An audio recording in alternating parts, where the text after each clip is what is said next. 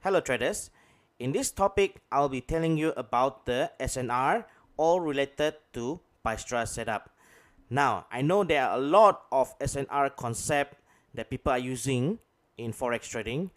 However, I am going to share to you that is only related to Bystra setup. So let's have a look. Support and resistance. So support and resistance is one of the most widely used concept in trading.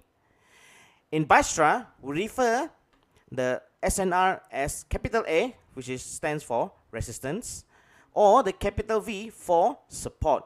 Now, what does it mean here? You look at the A. So if you see a resistance with the A shape here, sharp A, then we call it is a good resistance. And if we see strong V at the edge here, then it is a very good support. Now, most of our SNR will be referring into the line chart. However, if you are already very familiar with line chart and candlestick chart, then you wouldn't require to change to line chart. So normally for newbies or for new traders that is just familiarized with Bystra setup, it is recommended for you that to change to line chart. Then it is easier for you to identify the support and resistance. So when we look at support and resistance, it is better that the support or the resistance consists of a few candlesticks. Now guys, there are a lot of traders out there that get confused with SND base as support and resistance. So I'm going to show you an example in a short while, okay? So let's have a look at the support and resistance. How does the support looks like in the setup? First, we need to find the capital letter V. As you can see, this is a V shape. Next, when we change to the line chart, we can see that this V shape here is very sharp. So we mark the line, or we put a horizontal line at the edge of the support. Okay, as you can see here, highlighted in the eclipse shape.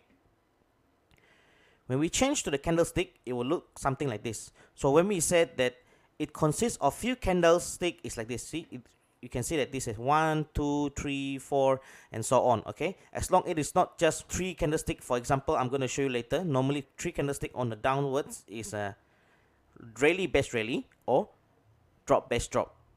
Like in this kind, we can see that this is a good support, capital letter V. Next, on the resistance, it is the capital letter A, only without here. So the capital letter A will be our resistance. So if we change it to the line chart, it will look something like this. See, this is a very sharp A. So we mark the horizontal line at the edge of the A, okay, as highlighted in this eclipse shape here. So this is also considered as a strong resistance. Okay, so if we move to the candlestick chart, we will look something like this, something similar. Okay, something similar like this. Now let's look at the main chart for support and resistance. How can we mark them? So here I'm going to show you one chart for the gold. Okay, this is a weekly time frame. Now, can you identify which one is a good support, which one is a good resistance, just by judging before we even move to the line chart? Now guys, let's try this. So you just take a note or whatever it is, picture in your mind which one is the resistance, which is the good support. I'm gonna give you a few seconds. Let's try this out. Don't worry about getting wrong, we are learning anyway. So have you found it? Okay, let's move to the line chart. So as you can see in the line chart, we can see that there are a lot of capital letter A and capital letter V. Now, are you able to identify which is the good capital letter A and which is the good capital letter V?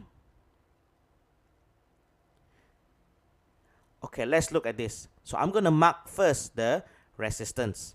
So the resistance I'm going to mark as a red horizontal line. You can see that? You can see this? So all these are the resistance. Here is also resistance. Okay. Next one, let's look at the support. So the support is marked with the blue horizontal line. Okay guys, so now we have marked roughly the resistance, and we also have marked roughly the capital letter V, which is the support.